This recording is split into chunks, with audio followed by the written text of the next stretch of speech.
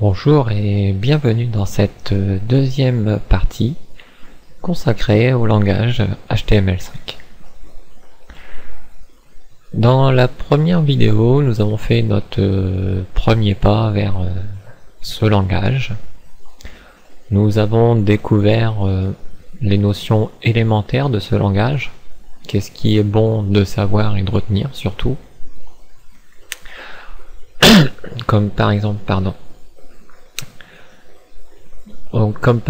la structure du document, qu'on peut, dans le code source, puisque ce document étant le code source, qu'on peut faire de l'indentation, c'est-à-dire espacer les blocs de code qui s'imbriquent, cette fois-ci, les uns dans les autres. Notion surtout fondamentale à savoir qui est ne pas faire une imbrication de blocs, un qui s'ouvre, un autre qui s'ouvre, le premier qui s'est ouvert on ferme et puis après le deuxième on le ferme, donc ça c'est pas à faire. Alors c'est vrai que dit comme ça c'est pas très visuel. Alors je vais essayer de vous faire un truc assez visuel. Dans les logiciels que j'avais téléchargés, j'avais dans les outils multimédia un truc, voilà, au niveau des images. Bon, je vais prendre Inkscape. Normalement ça devrait aller avec ça. Voilà. Donc là, bon, je vais agrandir ça au mieux. La page.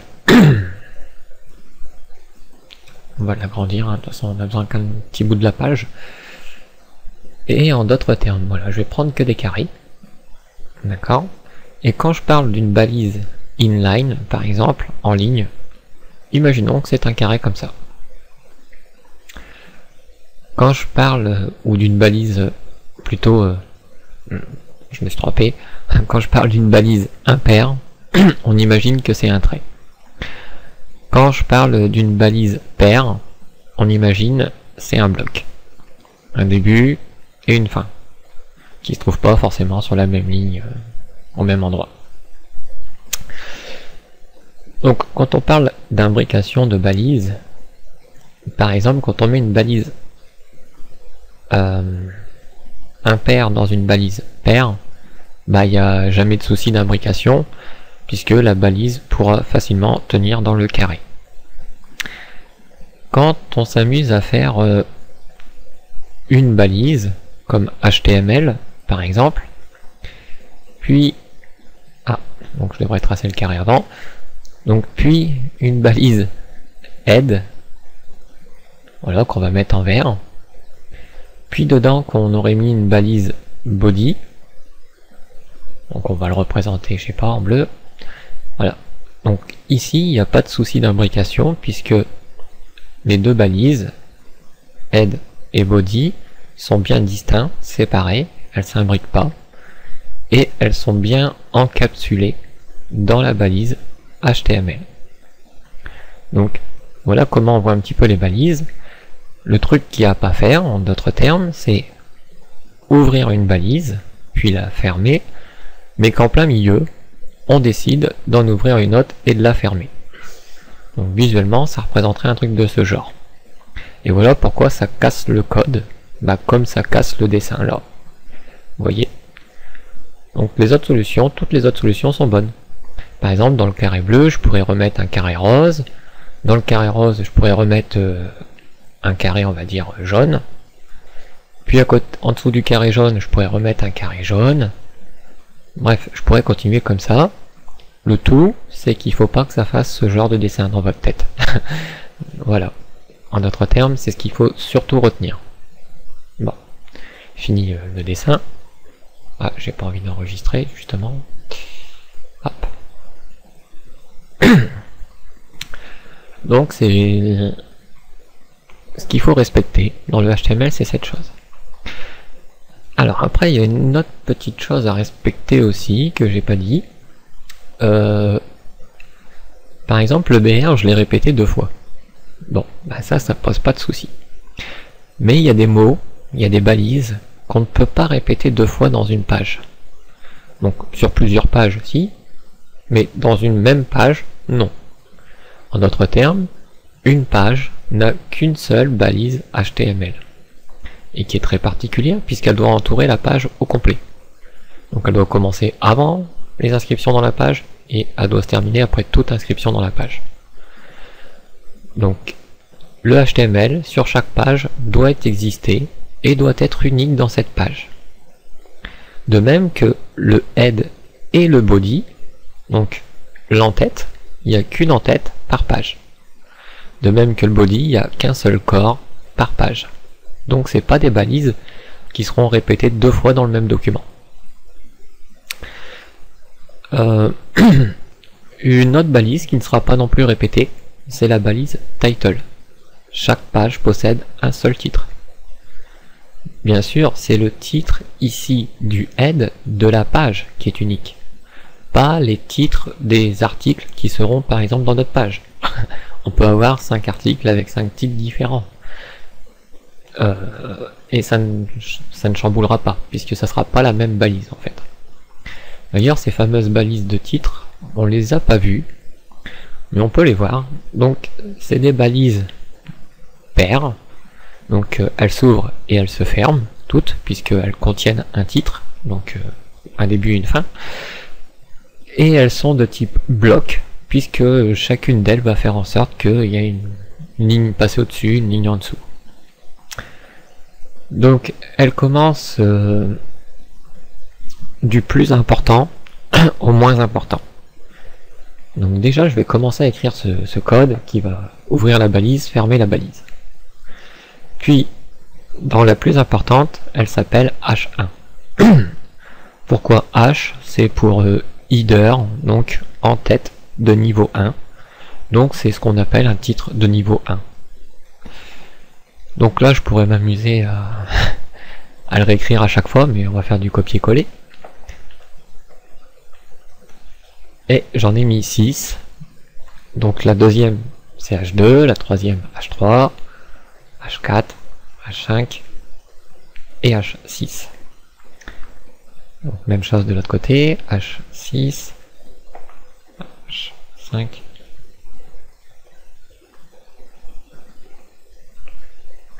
H3 et H2.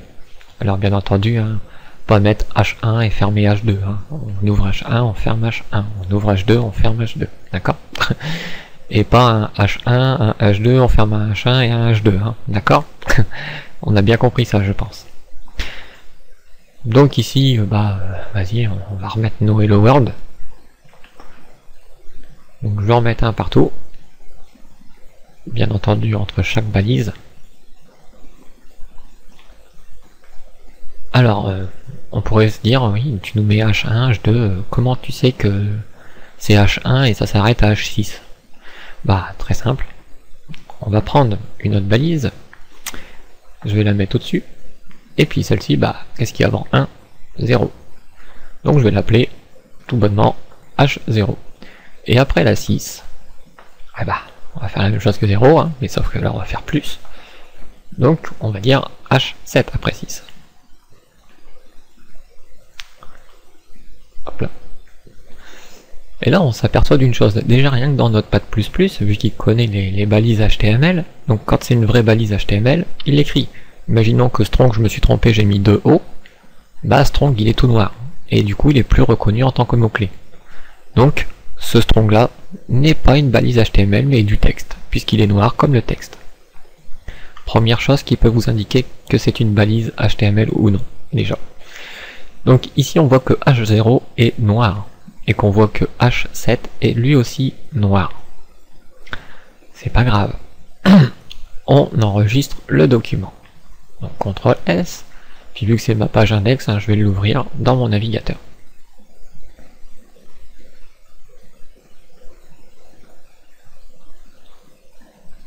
Voilà. Donc on a les premiers Hello World du paragraphe là-haut. Bon, je vais réduire ce paragraphe. Allez, pour garder certaines balises, je vais mettre le EM. devant spéciaux français. Par exemple, le EM, je pourrais mettre spéciaux caractères français. D'accord, j'ai ouvert le EM, j'ouvre un strong pour mettre le word en strong, je ferme le strong, puis je pourrais venir fermer mon EM. La chose qui m'est interdite, c'est de fermer le EM au milieu du strong. J'aurais pu fermer avant le strong ou après le strong, mais pas en milieu. On se rappelle des carrés. Donc, maintenant que j'ai corrigé cette chose, on aura un petit peu moins de Hello World pour y voir plus clair. Alors là, il s'est pas enregistré ou il s'est pas actualisé. Pas grave, je vais couper la page et je la relance. Bon. Premièrement, on pourrait s'amuser à mettre des numéros, par exemple, pour se repérer dans la page. Disons, je vais mettre 0, 2 points, Hello World. Pour le 1, 1, 2 points, Hello World.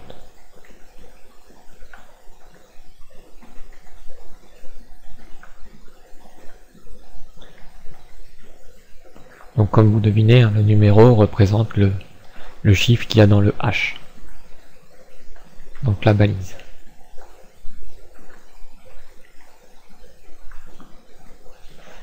Voilà, j'enregistre ma page, je viens d'actualiser. Donc visiblement, Google Chrome a envie de m'embêter.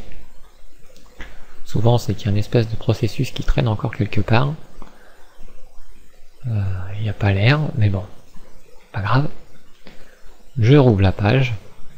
Donc j'ai bien mes chiffres. On voit que le 0 là, il n'est pas plus grand que le 1, au contraire. Il est bien petit. Et on voit que le 7 là, il n'est pas plus petit que le 6. Puisque si on n'est pas bête, on voit que le 1 il est très grand, le 2 un peu moins grand, le 3 encore moins grand, le 4 encore moins grand, le 5 encore moins et le 6 encore moins. Mais arrivé au 7, hop, ça redevient comme normal. Et là, avant le 1, c'est comme normal. Donc bien sûr, il ne nous affiche pas les H0 ou H7, parce que normalement ça serait interprété comme du texte, il aurait vraiment dû nous afficher la balise telle quelle. Bon, c'est Google, apparemment il fait son travail, il ne nous l'affiche pas, mais visuellement, normalement, vous aurez dû le voir. Même chose, si on en regarde le code source de la page vue par Google, on voit qu'il met H0 et H7 de la même couleur. Donc c'est comme si il voulait l'interpréter, sachant que visuellement, ça ne le dérange pas dans le code, mais visuellement, ça nous évite d'avoir cette information écrite pour l'utilisateur, mais que du côté du style, on va dire, il n'y a pas de style appliqué, quoi. Donc en gros, il n'est pas plus gros que le 1. Donc c'est pour ça que ça va de 1 à 6, tout simplement. Ensuite, une autre chose qu'on n'a pas vue, c'est ce qu'on appelle les commentaires. Donc comme son nom l'indique, un commentaire sert à commenter une partie de votre code, mais qui n'est visible logiquement que par le programmeur. Donc un commentaire en HTML va commencer, par exemple je vais mettre un commentaire en début de paragraphe, ici. Donc il commence par même chose, une balise qui s'ouvre et qui se ferme, sauf que là va être spéciale. Elle va commencer avec un point d'exclamation, puis 2 tirets comme le 6. Ensuite, ici, je place des choses, puis je remets 2 tirets avant le chevron qui se ferme. Et vous voyez que maintenant, ce qui est entre c'est celui-ci et celui-ci, donc celui-ci dit que ça commence le commentaire, celui-ci dit que ça termine le commentaire. Ce qui est entre les deux en vert, c'est ce qui est un commentaire. Donc je pourrais écrire voici mon commentaire. Donc ici, j'enregistre. À nouveau, j'essaye. Donc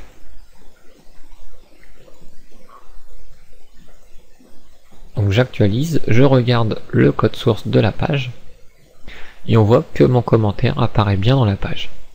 Donc peut-être que c'est un problème du navigateur, on pourrait se dire, donc je vais redémarrer comme je faisais tout à l'heure, et vous allez voir que le commentaire n'apparaît pas dans la page, on voit pas quelque part ici écrit voici mon commentaire. Par contre, dans le code source, on voit bien le commentaire qui a été laissé à l'endroit où je l'ai mis dans le code source. Donc là, c'est pas utile d'écrire voici mon commentaire ici, mais c'est juste pour vous expliquer comment on écrit un commentaire. Qu'en serait-il si le commentaire était sur plusieurs lignes? Puisque si je voudrais continuer mon commentaire ici, bah, faudrait juste que je prenne le caractère de fin de commentaire et que je le fasse passer à la fin de mon commentaire. Donc là, j'ai un commentaire qui est sur 2 lignes. Si j'enregistre et que j'actualise la page, donc côté code source, on voit bien que le commentaire est passé à la ligne. Bien sûr, ici, de ce côté-là, on verra rien puisque c'est un commentaire et c'est pas visible. Donc voilà pour la partie commentaire.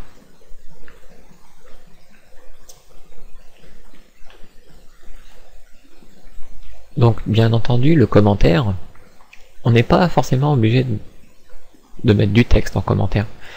Par exemple, je code la page, et puis cette partie Hello World, je l'avais codé au début, voilà, pour voir ce que ça faisait, mais là, ça m'embête et j'aimerais bien le mettre en commentaire. Bah, je peux très bien mettre tout ce code en commentaire.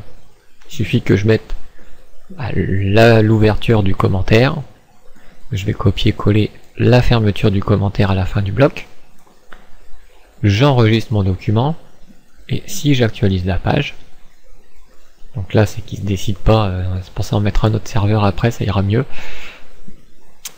Donc si je ferme et que je réouvre la page, on voit bien que tout ce qui est dans le commentaire a disparu, en fait, on le voit plus. Donc on voit juste ce qui reste en noir ici, hein, tout en haut de notre page. Bien entendu, dans le code source, hein, c'est quand même là, hein, c'est comme on voit ici.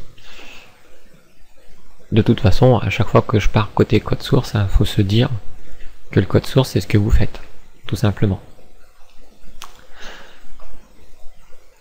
Donc un commentaire, comme vous le voyez, on peut le mettre sur une ligne, sur plusieurs lignes, on peut mettre du texte en commentaire, ou on peut mettre des morceaux de code complètement en commentaire.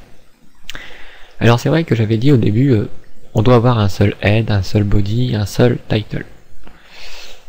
Que se passe-t-il si j'ai 2 titles? Déjà, on va faire le cas de 2 titles dans le head. Là, je vais écrire ma page 1, puis ici, je vais dire ma page 2. J'enregistre et j'actualise. Donc, on voit qu'il prend en compte ma page 1 et non pas ma page 2. Qu'en est-il si je mets le title dans le code? Normalement, c'est une balise qui ne se trouve pas dans le body, ça. J'enregistre. J'actualise. Et on voit qu'il ne se passe rien. Donc title n'est pas interprété, n'est pas visualisé, donc peut-être encore l'histoire du navigateur. Donc non, on voit bien, hein, title dans le body n'est pas interprété. Donc le code source, je vous l'affiche pas parce que vous vous doutez que c'est la même chose qu'ici. Mais qu'en est-il après passage du navigateur sur mon code source? Si j'inspecte l'élément, qu'a-t-il fait de mon title? Bah, mon title, il l'a toujours laissé dans le body après le P. Donc techniquement, le title il est bien placé. Bah, il n'est pas imbriqué comme il faudrait pas dans une balise, on va dire. Il fait pas de nœud. Il se trouve dans le corps du document. Le navigateur ne l'a pas déplacé, mais par contre, il l'a pas pris en compte. Il a pris en compte le premier title qu'il a rencontré. Qu'en est-il si par exemple ce title, le 1, donc s'il rencontre le premier et que c'est le premier qui met en position, imaginons que j'écris le 1 après le 2, mais dans le document. Normalement, c'est pas ce qu'on fait, hein. Mais c'est pour vous faire voir. Ben, on voit bien qu'il a détecté le title 2.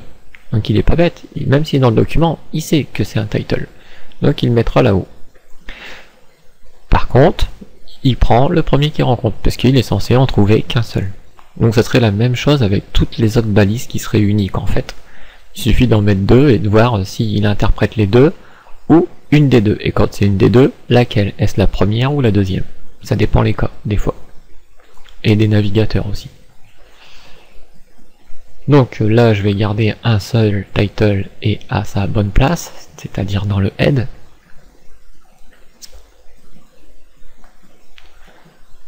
Donc j'enregistre pour le moment. Le title 2, je peux l'enlever.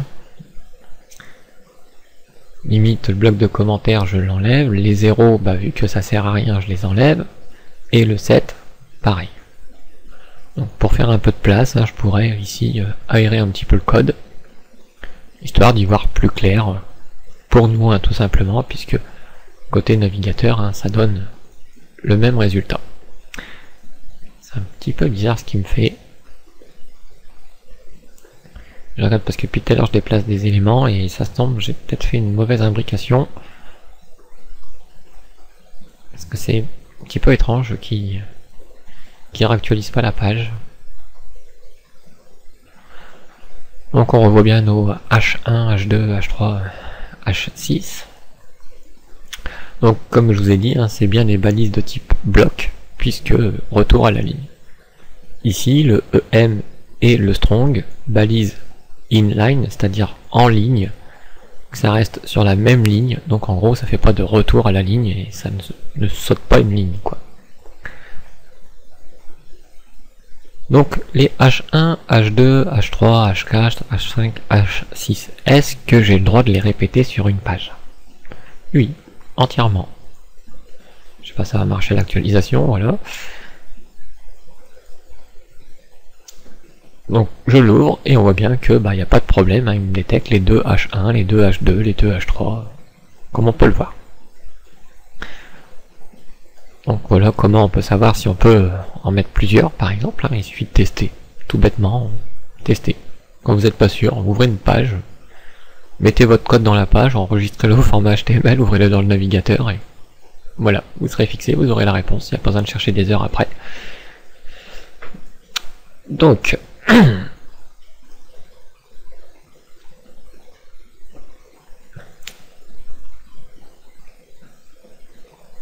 alors, pour l'instant on utilise principalement deux outils pour faire ce qu'on fait depuis tout à l'heure. Alors ces deux outils, c'est Notepad++, qui nous permet de voir notre code et de cibler des éléments qui s'ouvrent et qui se ferment avec de la coloration de couleurs et tout. Donc c'est ce qu'on appelle un éditeur de code. D'accord. Et notre deuxième support étant le navigateur, celui qui va traduire le code, qui va l'afficher pour notre client. Ça c'est la partie développeur programmeur. Ça c'est la partie client, rendu visuel. Entre le programmeur et le client, ce qu'il va voir, il y a le programme qu'il utilise, qu'on appelle le navigateur. Et selon les navigateurs, ils n'interprètent pas toujours les choses de la même manière. Donc comme je vous ai dit, pour l'instant vous n'allez pas avoir trop peur. Vu qu'on est dans du HTML, ils comprennent tous les balises HTML. Il n'y a pas de distinction sur ça. C'est plus tard quand on va parler sur le style. Donc ça c'est une chose. Mon navigateur, il me propose des outils comme voir le code source d'une page. Et ce pour n'importe quelle page. Par exemple, je vais sur Google. Une page toute simple. Clic droit, j'affiche le code source. Et voilà la page de Google à quoi qu'on a vu, cette page-là, correspond à ce code-là. Donc je vais pas détailler tout ce code, hein. Vous imaginez bien pourquoi, ça prendrait des heures. Mais on va justement apprendre à faire ce genre de page.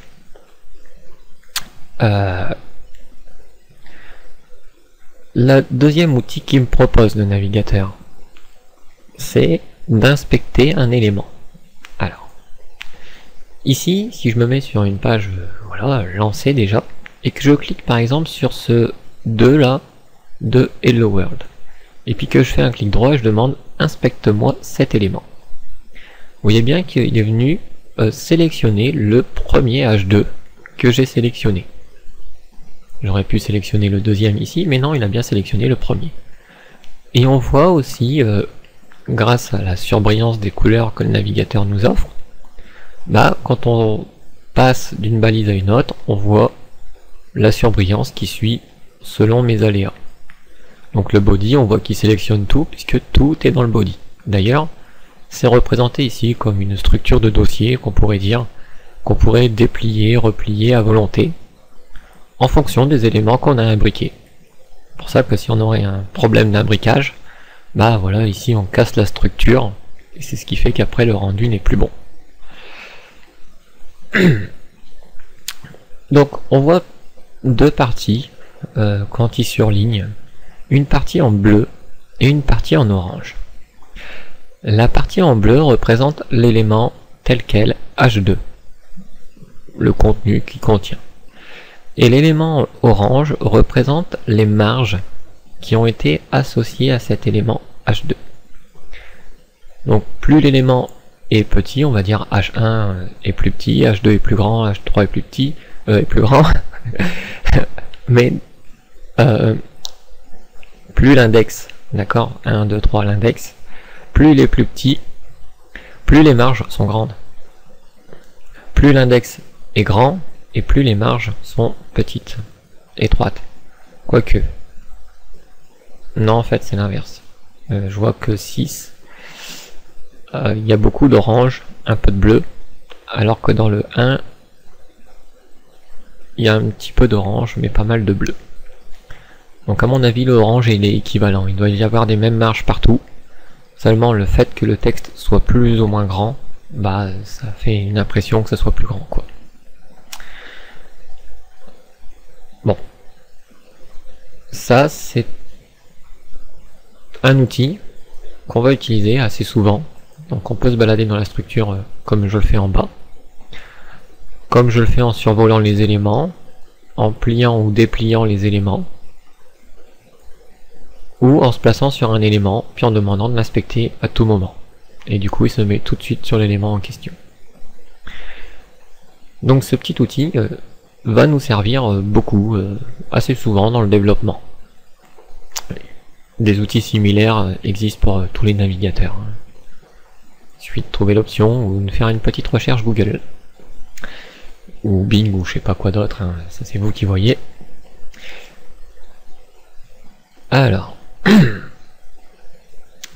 quel autre outil je pourrais avoir et qui pourrait me faciliter un petit peu la vie dans mon développement HTML? Alors, on va commencer au début par notre Notepad++. On va l'enrichir d'une nouvelle fonctionnalité. Dans Notepad++, on a un onglet Plugin. Et dans cet onglet Plugin, on a le Plugin Manager, qu'on peut demander d'afficher en faisant Show Plugin Manager. Ce gestionnaire de plugins permet d'ajouter des éléments supplémentaires au programme Notepad++. Un qui va nous intéresser, c'est celui qui s'appelle Emmet. Voilà, celui-ci, Emmet. Donc ce truc là, c'est un truc qui permet de faire du codage HTML CSS de façon zen coding. Un codage cool, c'est-à-dire qui va nous permettre de taper un peu moins de balises, c'est-à-dire des éléments du langage. On va l'installer, ça sera plus clair. Donc on le coche et on l'installe. Donc il me dit des choses, je lui dis oui. Pareil, je lui dis toujours oui pour être sûr que... Si on dit non, c'est qu'on revient en arrière et puis que du coup on fait rien. Hein.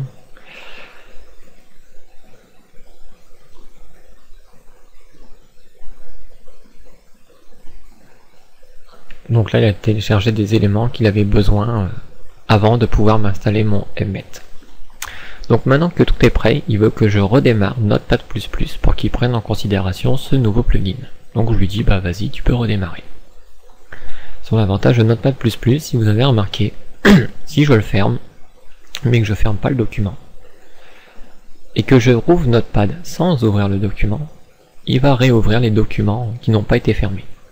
Par contre, si je ferme explicitement le document avant de fermer Notepad, quand je rouvre Notepad, bien entendu, il se trouve vide. Donc ça c'est un petit point au passage. Alors ce plugin Mmet là, bah on voit il est arrivé et il nous a rajouté toutes ces fonctionnalités. Alors ce qui va nous intéresser principalement, ça va être cette option Expand abréviation. Qu'entend-il dire par là? On a créé une balise head. Je vais écrire head comme ceci. Puis dans le machin plugin Mmet, je vais dire bah expande-moi l'abréviation. Et là, on voit qu'il a ouvert et fermé la balise head tout seul comme un grand. Pratique. Mais bien entendu, ça ne s'arrête pas là. Si j'avais mis H, et pareil.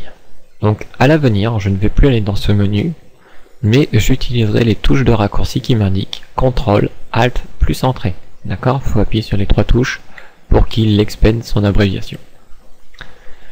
Et vous voyez que H bah, n'est pas suffisant pour lui. C'est pas un H1, c'est pas un H2, c'est pas un head. Donc bah, il n'est pas capable de définir ce H. Pour ça qu'il met H ouvre ferme, mais qu'il est noir puisque l'éditeur Notepad ne reconnaît pas ça comme balise HTML. Donc bien entendu, il faudra les bons noms et les bonnes balises. Ici, j'avais créé un H1 avec un Hello World. Donc là, je me mets à l'extérieur. C'est juste pour vous faire voir le plugin. Normalement, on le met pas à l'extérieur, on le met dedans, hein, d'accord? Mais c'est juste pour des explications pour le moment. Donc je me mets à l'extérieur et je vais lui dire OK, H1. Mais H1, j'aimerais bien en avoir 3. Donc je vais pas dire H1, H1, H1, il va pas comprendre si je mets des H1 à la suite. Par contre, si je dis multiplier 3, ça veut dire que je veux que tu me crées 3 balises H1. Puis j'utilise les touches de raccourci comme il m'a indiqué pour expand l'abréviation. Donc soit CTRL, ALT et Entrée. Et on voit qu'automatiquement, il m'a créé 3 H1 à la suite. Ok. Imaginons maintenant que j'aurais voulu donc là ça serait pas logique de faire ça. J'essaie de chercher un truc plutôt bien. Imaginons je veux un paragraphe, d'accord, et dans ce paragraphe je veux un EM, comme j'ai fait ici. Je pourrais lui dire, je veux un paragraphe P, puis je veux dans ce paragraphe plus un EM. Et je vais faire CTRL, ALT, Entrée. Donc là, ça n'a pas fait l'imbrication, ça m'a créé un paragraphe, puis à la suite, le plus m'a fait que ça a créé un EM. Donc le plus, c'est un petit peu comme l'effet multiplié, ça permet d'ajouter à la suite. Ok. Donc si je voulais faire comme ici, donc j'ai un P. Dans ce P, je dois mettre un EM. Et dans ce EM, je dois mettre un strong. Pour faire ceci, on va lui dire, tu me crées une balise P. Puis avec le signe supérieur inférieur, donc le signe supérieur A dans ces cas-là, dans ce P, ça veut dire que ce signe va dire dans ce P, tu me mets un EM. Puis je continue, dans ce EM, tu me mets un strong. Même chose, CTRL, ALT, Entrée, pour traduire ce petit code. Et on a bien la même structure que là-haut. Un P, un EM qui s'ouvre et qui se ferme, EM qui s'ouvre et qui se ferme, et dans le EM, un strong.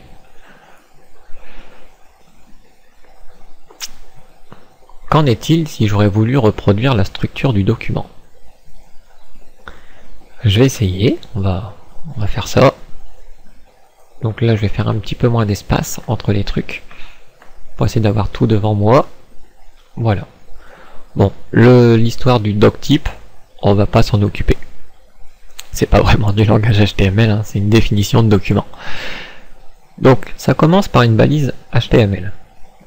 HTML. D'accord. Dans la balise HTML, j'ai une balise head. H-E-A-D.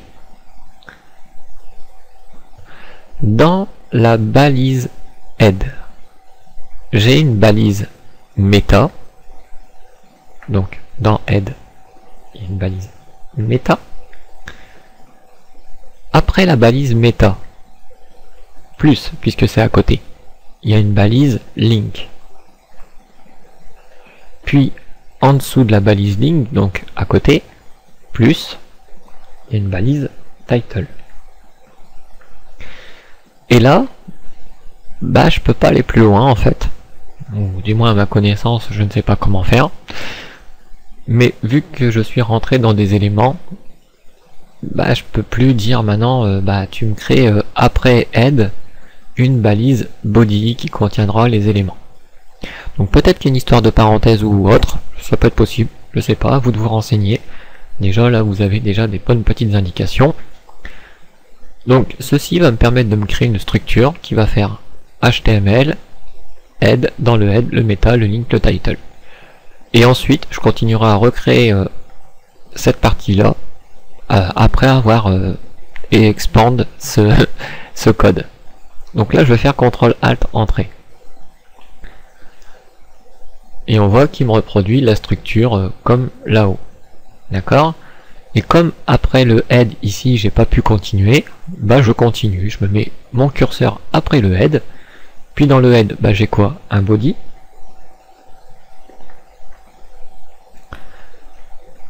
Dans le body, j'ai un P.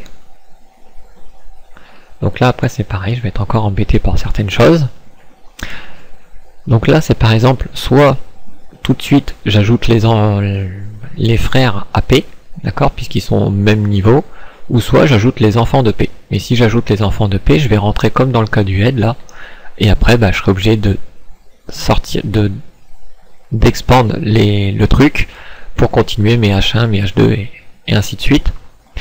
Ou je pourrais dire ici, bah, dans le body j'ai un P, puis j'ai un H1, puis j'ai un H2, un H3, un H4, un H5, 6, puis arrivé là, bah, j'expand. Puis après bah, je rentre dans le P, et dans le P je lui dis bah, j'ai un EM et j'ai un strong. Là il n'y a pas d'ordre, hein, c'est vous qui décidez comment vous voulez faire la chose.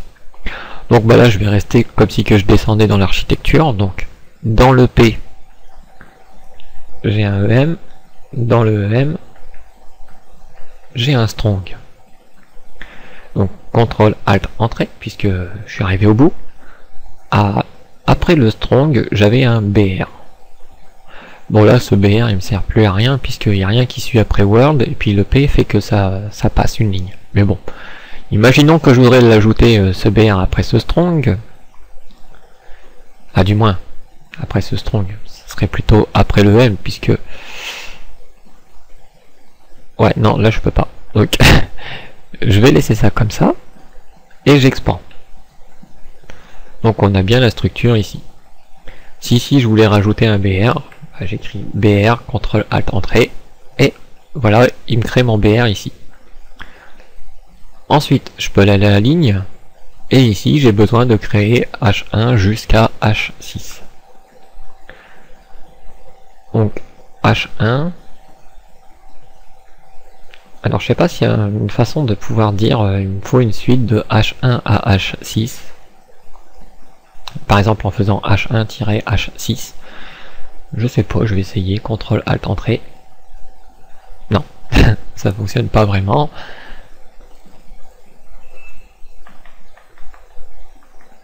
Je vais peut-être essayer un autre truc. H1 2.H6. Peut-être. Non. Donc c'est pas grave. On va faire autrement. Donc, comment on sait le faire? H1, puis à côté du H1 j'ai un H2, puis à côté du H2 un H3, puis un H4, puis un H5, puis un H6. CTRL ALT entrée, et voilà, j'ai reproduit la structure du document en mode Zen Coding. Donc vous avez vu que le link, il a été capable, sans que je lui dise, d'ajouter l'attribut rel et l'attribut href. Tout seul, comme un grand. Par contre, Meta, il a des attributs spéciaux, donc il peut pas dire à l'avance ça va être du chart set ou autre chose, puisque je pourrais mettre plein de choses. Comme on verra dans la suite.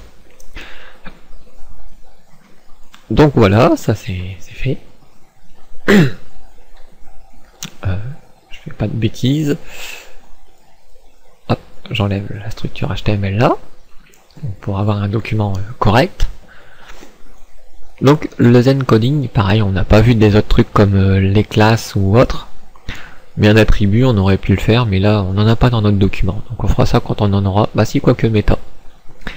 Donc par exemple, Meta, j'ai un attribut, donc ça faut le mettre entre crochets. Hop là, j'ai oublié le A. Et l'attribut c'est chartset. Et en plus, je peux même donner la valeur de cet attribut, donc avec le égal UTF-8. Et si je fais le CTRL ALT entrée pour expand cette chose, bah il m'écrit bien meta chartset entre guillemets UTF-8. Vous avez vu que les guillemets je les ai pas précisés. Donc c'est assez pratique. En plus il nous dit bah il n'y a pas besoin de mettre le truc à la fin, il comprend que voilà.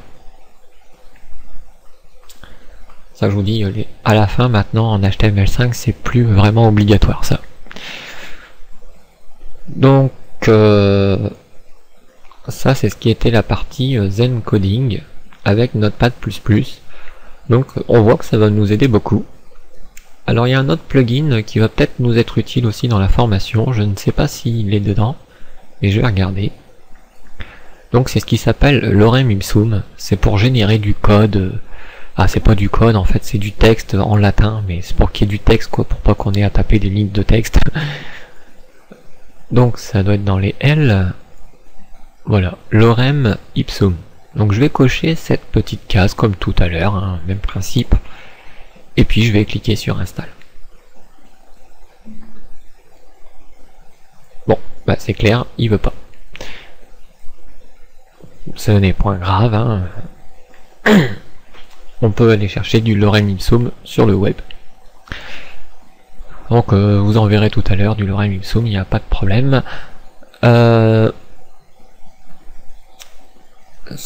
On va continuer là, maintenant, avant de partir encore dans du code et tout le reste.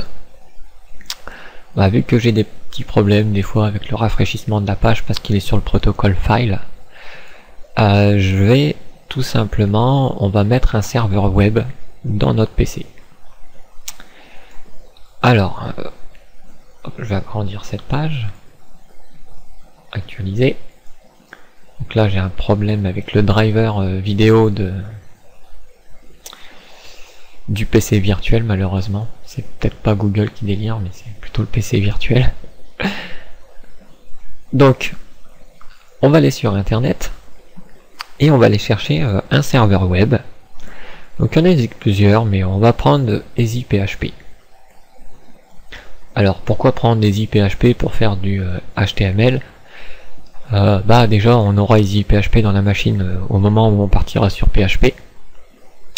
Mais simplement EasyPHP étant un serveur web, et comme on crée des pages web HTML, donc il nous sert à ce qu'on a besoin. Il aura plus de fonctionnalités de ce qu'on aura besoin pour le moment, mais c'est des fonctionnalités que par la suite on utilisera. Donc je vais sur le site d'easyphp.org, le premier que Google me sort, et je prends le PHP développement, hein, puisque là je peux pas, et c'est prochainement. Donc je clique sur le 13.1. Ensuite, ici on me propose visiblement deux versions différentes, une pour Windows XP à Windows 8, l'autre de Windows XP à Windows 8. De Windows 7 plutôt à Windows 8. Bon bah moi je suis sur un Windows 7, je mettrai pas de trucs sur Windows XP, donc je peux prendre cette version.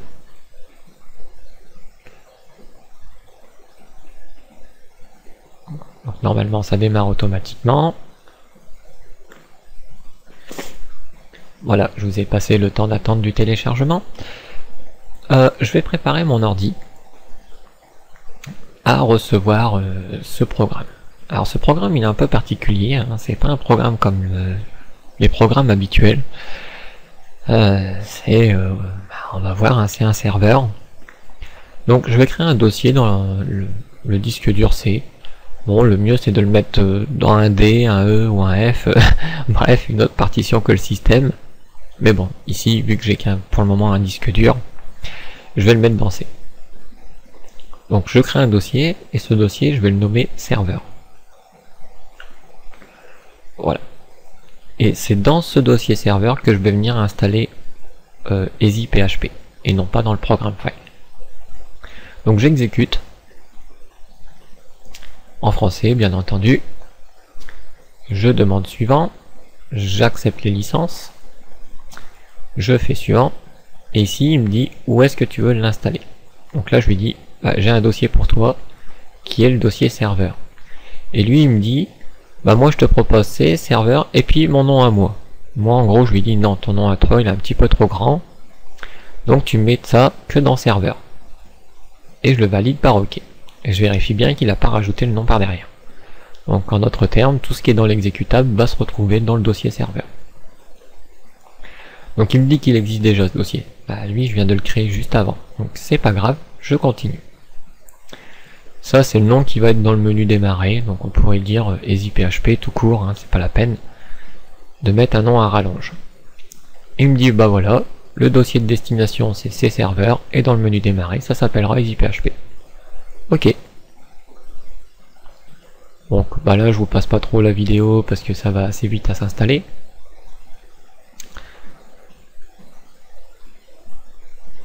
Alors bien sûr le serveur hein, pour l'instant il sera pas accessible à l'extérieur ni sur votre réseau local. Il sera juste accessible dans votre PC. Donc personne ne pourra accéder à vos pages web. Mais ça, vous pourrez regarder des formations. On en verra peut-être par la suite au fur et à mesure de la vidéo, mais si vous êtes déjà intéressé avant que j'arrive sur ces parties-là, vous pouvez regarder la formation sur comment fonctionne un site web sur la chaîne YouTube, donc là où vous êtes en train de regarder la vidéo. Et vous verrez qu'il y a plus d'une dizaine de vidéos là-dessus, donc il y a de quoi voir. Donc ici, je pourrais lui demander d'exécuter EasyPHP tout de suite. Hein. Donc je le démarre, et on voit qu'il y a une petite icône en bas. Et ici, il me dit qu'il lui manque une DLL. Donc ça commence bien. Souvent, ce problème-là, c'est qu'il nous manque un redistribuable C++. Donc, pour ce faire, je vais regarder en dessous, savoir s'il me parle de quelque chose. Donc non, je vais retourner sur le site d'EasyPHP, donc je retourne en arrière.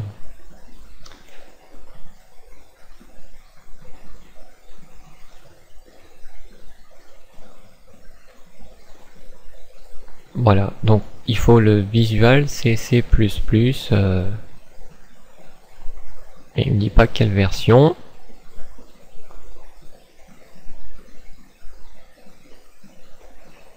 Donc voilà, c'est là qu'il me le dit, en dessous, il me faut le Visual CC++ redistribuable pour Visual Studio 2012, x86 ou x64. Donc ça, pour ceux qui savent pas, dans le menu, clic droit sur ordinateur propriétés, et dans la fenêtre des propriétés, dans type de système, vous allez voir la version qui vous demande. Si c'est écrit 64 bits, donc c'est x64. Si c'est écrit 32 bits, c'est x86. Ne me demandez pas pourquoi c'est x86 pour 32. En tout cas, retenez le x64. Donc, French, en tant qu'affaire. Et on télécharge ce truc. Donc, nouveau de chez Windows apparemment. Donc moi c'est le Visual X64 qui m'intéresse. Donc là, bah, il dit soit c'est un 32 bits x86, soit c'est un 64 bits, ou soit c'est un processeur ARM pour ce qui est tablette, PC, à tablette quoi.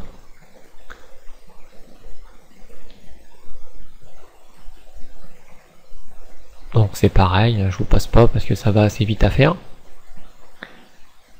Donc au passage, le programme EasyPHP, donc vous avez vu la tendance à se cacher un petit peu.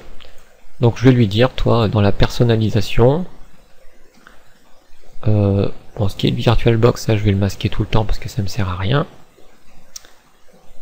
Par contre, ce qui est EasyPHP, je vais lui dire que tu l'affiches tout le temps. Comme ça, il est tout le temps présent et je vois ce qu'il fait.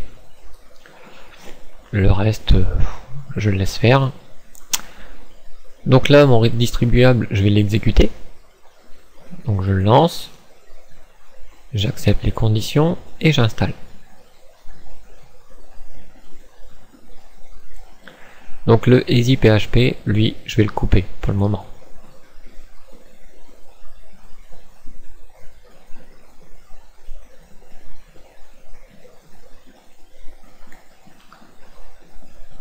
Donc voilà, ça va assez vite, hein, comme vous le voyez.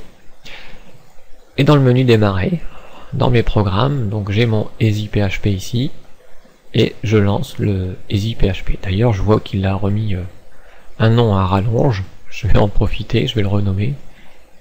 Ça me sert à rien de savoir la version complète. Et je le lance. Donc, toujours le même problème de cette DLL. Donc c'est pas grave.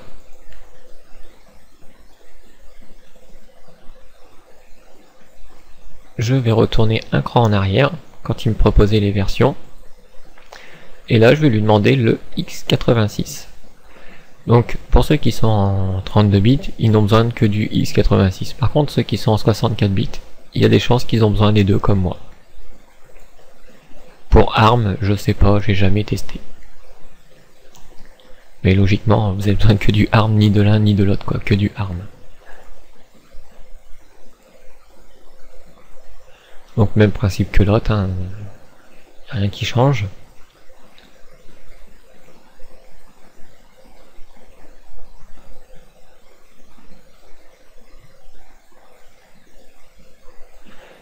Voilà, on peut fermer. Le EasyPHP, bah, je le coupe, hein, comme tout à l'heure. Puis bah, je le relance. Et là, c'est bon, on n'a plus l'erreur comme quoi il nous manque une DLL. Donc notre serveur web est en route. Ça je vais fermer pour le moment. Donc tout ce qui est dans le serveur web est arrivé dans le dossier serveur. Ce qui est les binaires, c'est tous les fichiers qui vont servir à Apache, à sa configuration, à MySQL qu'on verra plus tard, à PHP et un programme Xdebug pour PHP. Le dossier temporaire du serveur et le dossier home que EasyPHP utilise en tant que interface par défaut du serveur. Dans le côté module, donc on a PHP-MyAdmin, c'est un outil qui permettra d'administrer la base de données plus tard en PHP. Donc on s'en occupe pas. Le dossier data. Alors le dossier data, celui qui va nous intéresser principalement, c'est le dossier local web. C'est là-dedans qu'on va ranger nos projets ou nos fichiers, bref. Ce local web, c'est le dossier par défaut du serveur web. Alors, on va regarder sur EasyPHP en faisant un clic droit dessus et en demandant le web local. Et on voit qu'il s'ouvre sur le dossier qu'on est en train de regarder. Ce web local, on voit qu'il a une adresse qui est 127.0.0.1. Donc, dans ces dossiers, logiquement, il n'y a rien. Donc j'ai un problème de driver vidéo, mais c'est pas grave. Dans le dossier, vous voyez, l'un comme l'autre, il n'y a rien. Donc ce local web, bien sûr, si je le ferme par exemple, vous allez voir, hop, je ferme. Sur EasyPHP, pareil, clic droit, et je demande cette fois-ci d'explorer. Donc logiquement, il m'envoie sur le répertoire qu'on était tout juste ouvert il y a 2 minutes. Vous voyez, il me remet bien dans serveur, data, local web. Donc c'est ici que j'ai ma page de mon serveur par défaut. Donc EasyPHP, comme on a vu, il a son petite interface à lui qui était dans binaire home, toutes ces pages-là à EasyPHP. Ces pages-là, on les voit quand on fait un clic droit, administration. Et la page qui nous affiche à cet endroit-là, home index PHP. Donc bon, je vais avoir un problème avec Chrome, ça va m'embêter. Donc j'ai interrompu la vidéo et j'ai réinstallé Google Chrome, ce qui posait un petit peu de problème. Ça, on s'en fout pour le moment. Voilà, donc la page d'administration, voilà à quoi ça ressemble. Notre web local, c'est-à-dire là où on a nos dossiers qu'on a vus il y a quelques minutes.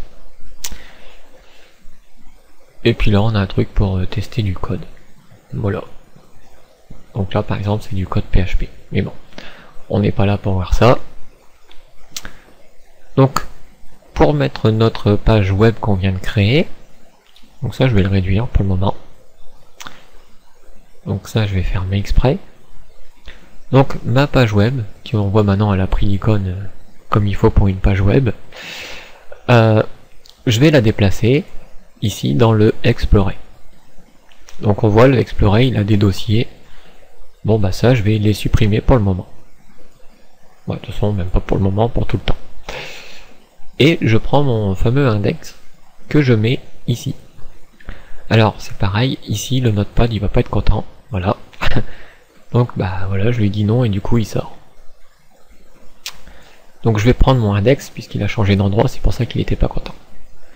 Donc on se rappelle dans la première vidéo que j'avais écrit cette chose qui n'avait pas fonctionné. Bon, tout simplement, c'est parce que je vous avais dit que c'était pas sur un serveur. Bon, peut-être que chez vous ça a fonctionné puisque j'avais un problème avec Chrome. Mais bon, maintenant qu'on a le serveur, je vais mettre le favicon ici, juste à côté du fichier index. D'accord? Plus tard on verra ces histoires de relations entre les fichiers à côté.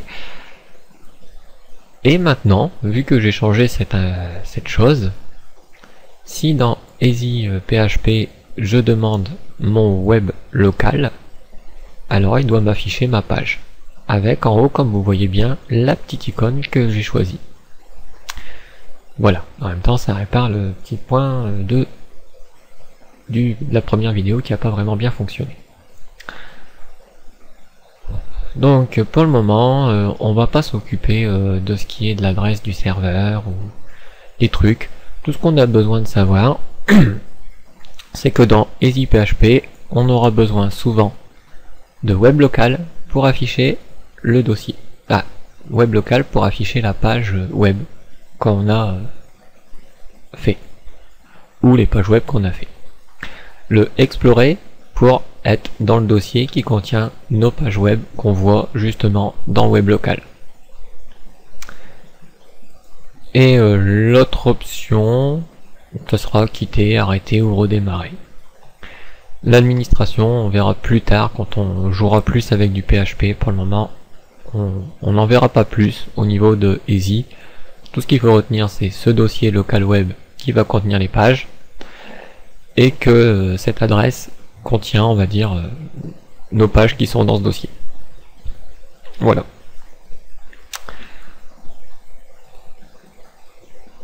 Donc à l'avenir, maintenant, vous voyez, on n'a plus un protocole file, mais on a un protocole HTTP, parce que quand il l'écrit pas, si je copie l'adresse, d'accord, et que je le colle dans mon fichier comme ça, n'importe où, juste pour voir ce qu'il m'a copié, bah il a bien copié HTTP. Hein. Donc il ne l'affiche pas, mais quand il l'affiche pas, justement, ça sous-entend HTTP. Quand il l'affiche, c'est parce que c'est tout sauf HTTP. C'est un petit peu ce que ça veut dire.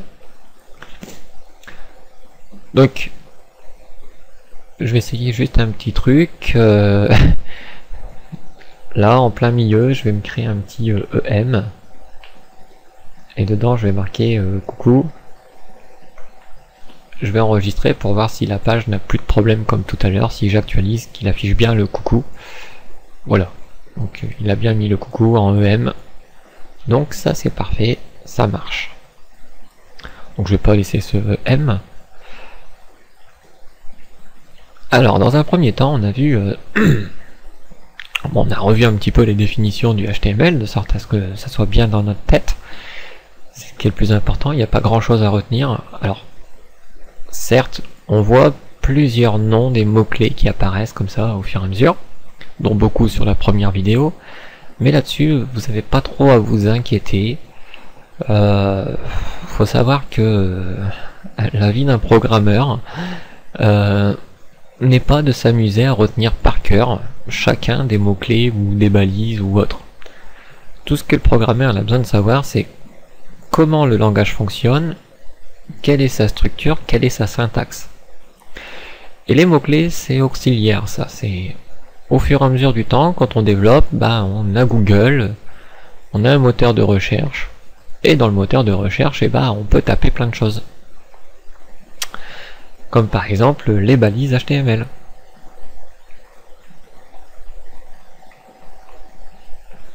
Et ici, on voit que sur codehttp.com, là, il nous dit il y a toutes les balises HTML ici, une liste complète. Et on voit ici, abréviation, acronyme, adresse. Alors, par exemple, pour comprendre ce qu'on voit sur cette page, je vais essayer d'agrandir cette page déjà, pour que vous voyez aussi. Donc, ici, doctype, celle-là on la connaît. Il nous dit le numéro de version du langage HTML utilisé. Et fin, non. Bon. Commentaire, qui est comme ceci, et qu'on met le commentaire entre les deux. Fin, il dit non.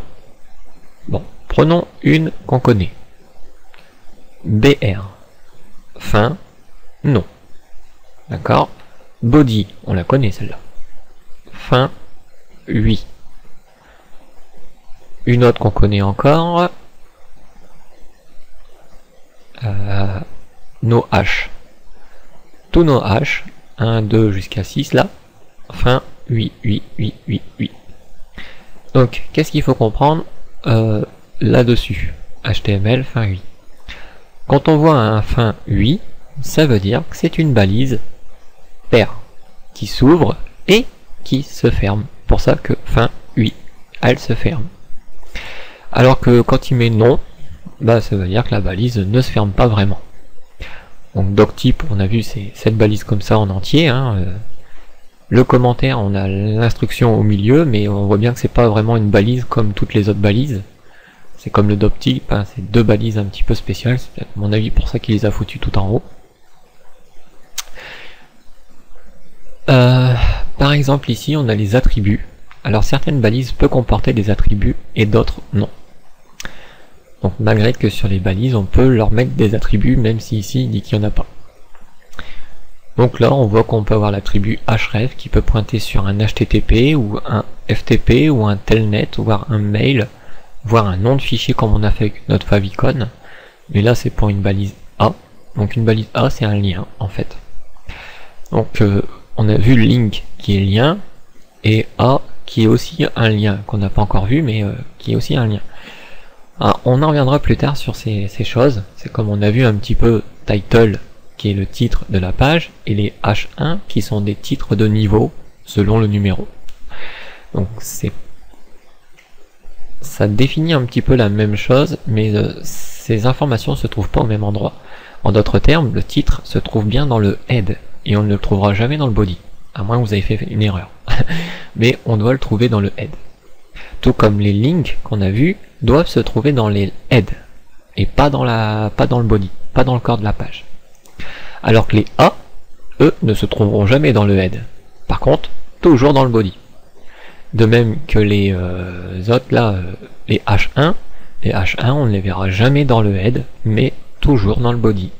Donc, même si title et H veulent dire toujours la même chose, un titre, bah ils sont pas dans la même partie de notre page HTML, donc ils sont pas interprétés de la même façon.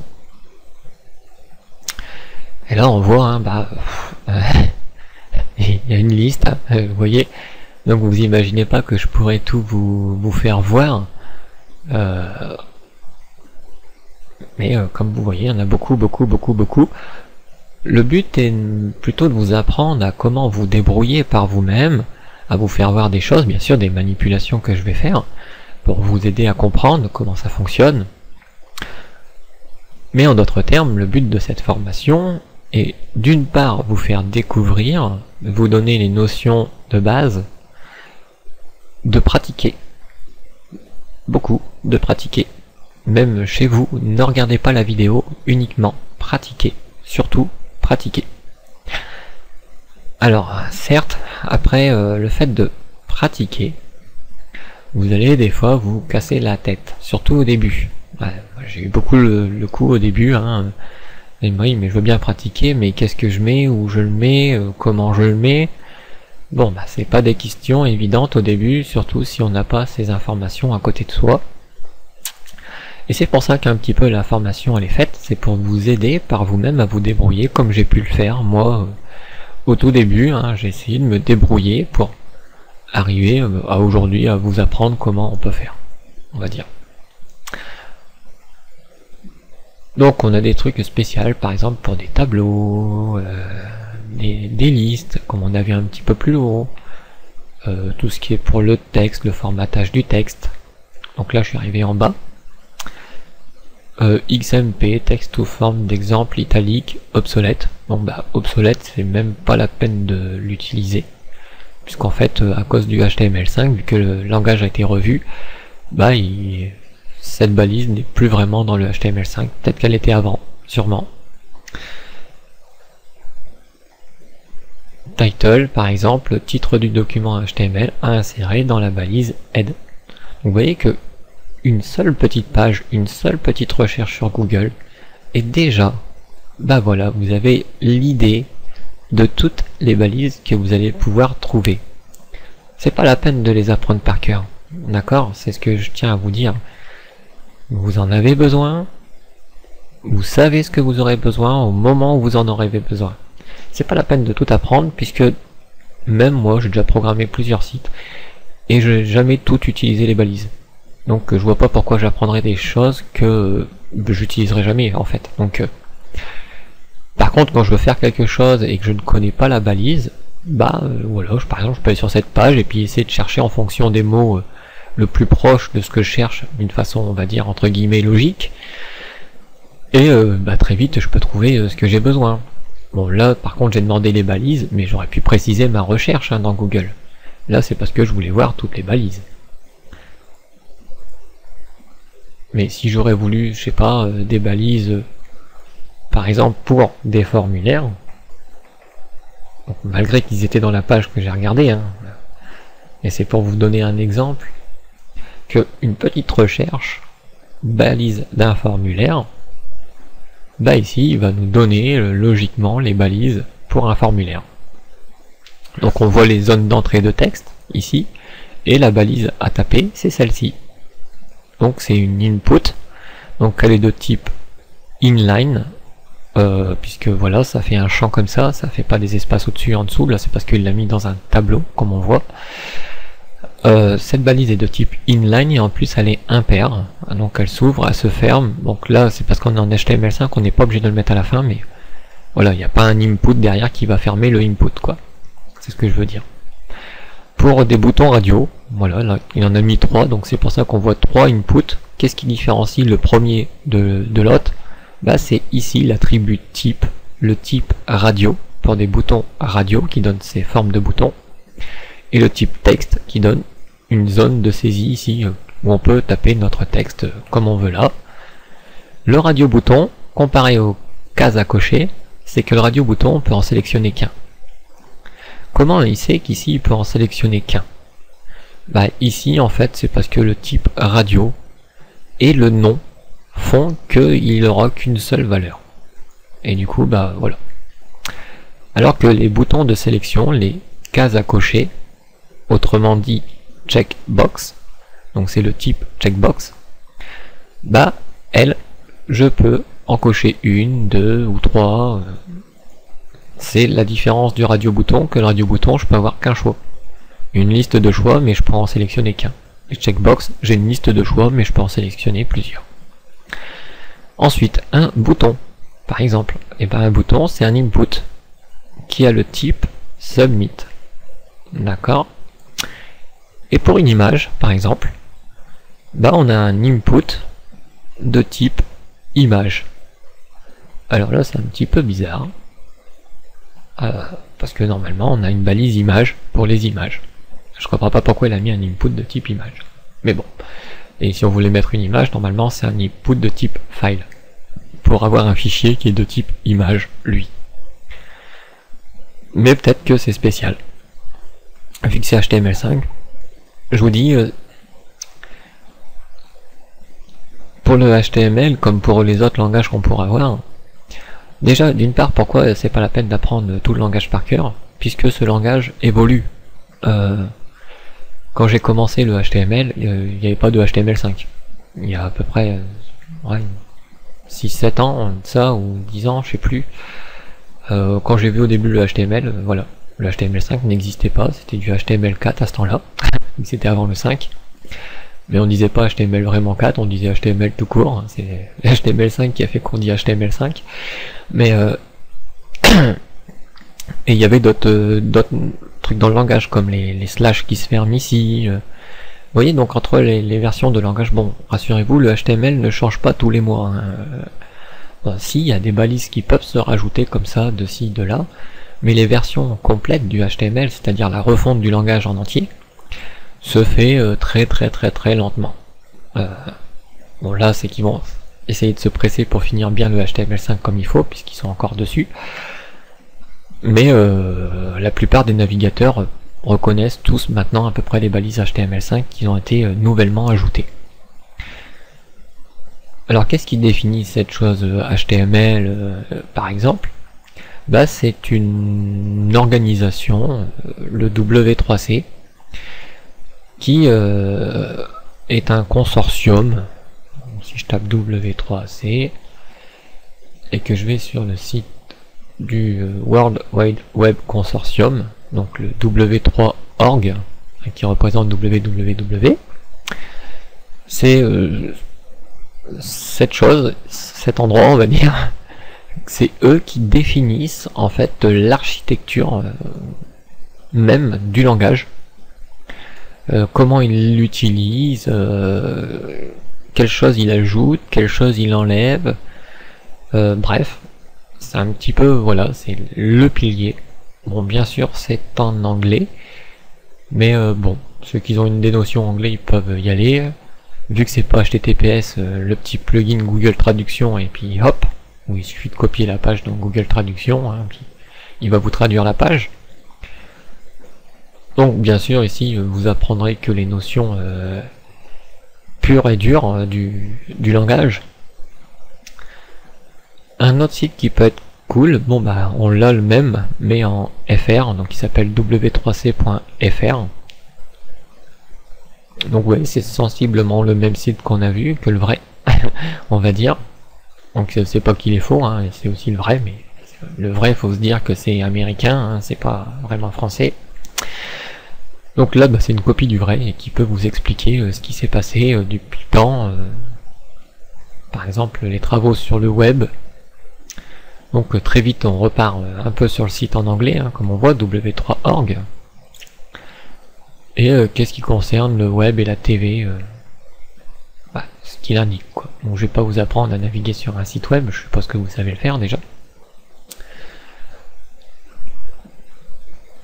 Et on voit que bah, les formulaires ont beaucoup d'input de plusieurs types différents. C'est un petit peu le principe des formulaires. Donc par exemple les zones de saisie. Donc c'est pareil, c'est un champ de formulaire et qu'on peut écrire beaucoup de texte et non pas seulement une petite ligne. Et là c'est pas un input, mais c'est une balise qui s'appelle textArea, qui elle est paire puisque elle s'ouvre jusqu'ici avec ses attributs. Puis dedans bah, on a le contenu qu'on voit ici. et enfin elle se ferme. Donc voilà un petit peu un bouton. Donc tout à l'heure on a vu une façon de voir un bouton, mais ici il y a une autre façon de voir un bouton. Donc on a une balise bouton qui existe, qui est de type submit, mais on aurait pu mettre input de type submit, ça ferait un bouton aussi, comme on l'a vu. Et l'image, pareil, on a une balise image avec un attribut source qui représente l'endroit où se trouve l'image. Le alt, c'est quand on passe le curseur sur cette image, on a un texte alternatif. Voilà, il met bouton de validation. Ou alors c'est quand il n'y a pas l'image. En fait, quand l'image est indisponible, au lieu d'afficher un truc pas beau, il marque bouton de validation. Je sais plus trop, entre alt et title, je sais plus trop. D'ailleurs, là il y a une petite erreur, il devrait y avoir un petit égal entre le alt et le guillemet qui s'ouvre. Des menus déroulants par exemple, donc c'est un select, d'accord, donc pareil, il est de type pair, puisque il s'ouvre, il se ferme, de type inline, puisqu'il tient sur une ligne, et que chaque élément dans la liste, c'est une balise option, qui elle aussi est de type pair, et à l'intérieur, là où il y a le texte, c'est le texte qu'on voit dans la liste, hein, blanc, jaune et orange. Blanc, jaune et orange.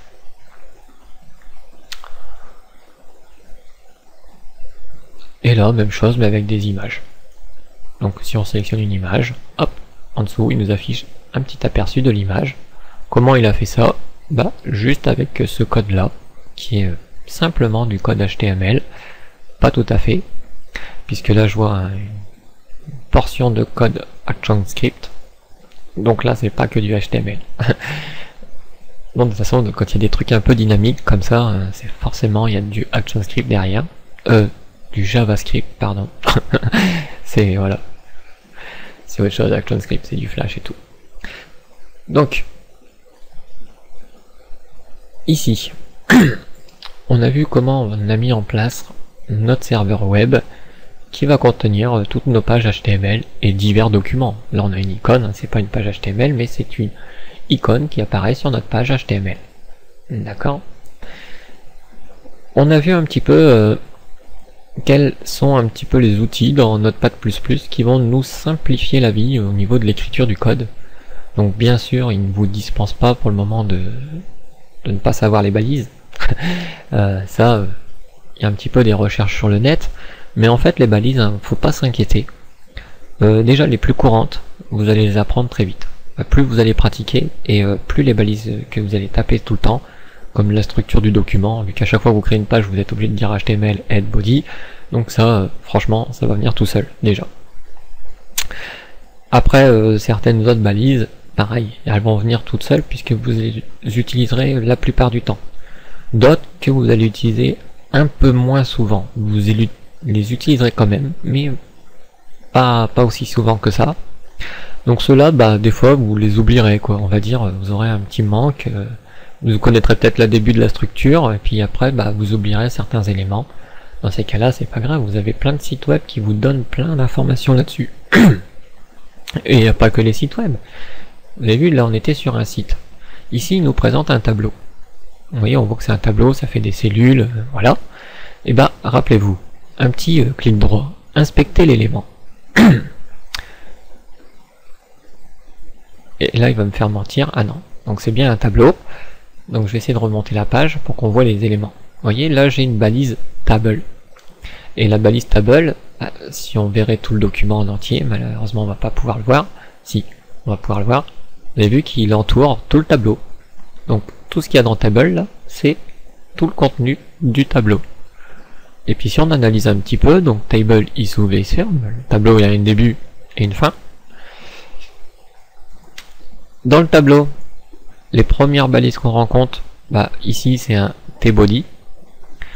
Donc là c'est parce qu'il n'a pas mis des en-têtes sur son tableau, mais si on a eu des en-têtes, d'accord, imaginez-vous qu'on aurait eu un t-head, d'accord, pour l'en-tête. Tbody, c'est le corps du tableau.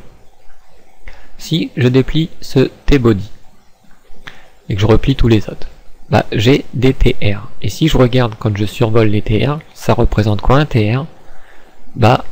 Un table row pour une ligne du tableau. Si je regarde maintenant un TR et que je replie tout ce qu'il y a à l'intérieur d'un TR, on voit un TD, Table Data ou Table Definition, bref, la cellule, tout simplement.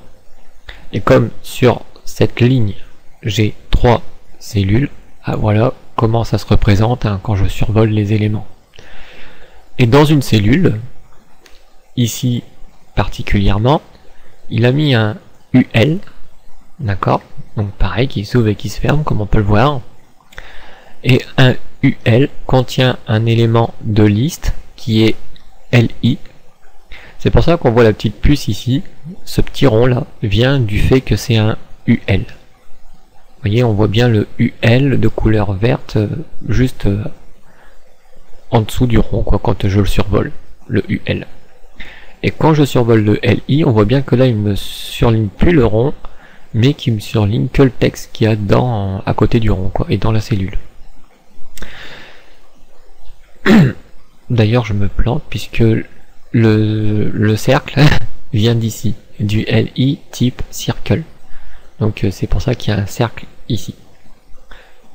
D'ailleurs ici on peut changer, hein, on a le droit, puisqu'on peut éditer les pages comme ça, bien sûr ça se fait pas en vrai, mais c'est à travers du code source. Je sais pas ce qu'on peut dire. Puce. Il me semble qu'on peut dire puce. Voilà. Et vous avez vu que le fait que j'ai changé le circle en puce, bah le cercle s'est transformé en carré et rempli noir.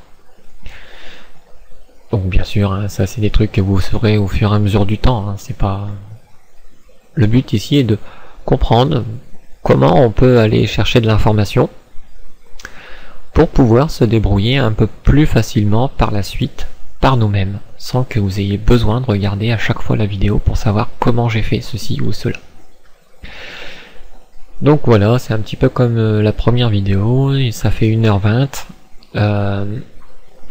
Vu qu'on va encore voir pas mal de choses, je vais pas trop gonfler cette vidéo comme la précédente, juste pour vous rester comme ça sur des bonnes notions, qu'on avance tout doucement, progressivement. Donc dans la prochaine, je peux vous dire déjà qu'on va créer des pages sur notre serveur. On va créer 3-4 pages. Dans une page, on mettra une belle image, une grosse image. Dans une autre, on va mettre une vidéo de YouTube. Et une page auquel on mettra, je sais pas, une sorte de tableau avec un petit formulaire peut-être en dessous. Et toutes ces pages, on créera un menu sur chacune d'elles qui permettra de naviguer d'une page à une autre. En gros, se faire un petit mini site. Ah, il sera pas très esthétique puisqu'on n'a pas encore vu le SCSS, mais voilà, ça vous donnera un peu plus de notions que ce que je vous ai donné là. Et on verra en même temps plusieurs balises. C'est comme ça que de toute façon qu'on va apprendre le HTML, c'est en faisant des petits exemples, des petits exercices comme ça, qu'au fur et à mesure on va découvrir chacune des balises, plutôt que je vous énonce chaque balise, je vous fais voir ce qu'elles font. Ça va être bien, ça va être beau, mais au final vous n'allez pas retenir grand chose. Donc au moins là ça peut vous inciter, et je vous incite franchement à le faire, puisque moi-même c'est comme ça que j'apprends. Je vais sur des sites, je vois des tutoriels vidéo, que ce soit en français, en anglais, même si je pige rien en anglais, je vois ce que la personne fait sur la vidéo, alors que dans un texte, des fois c'est plus difficile.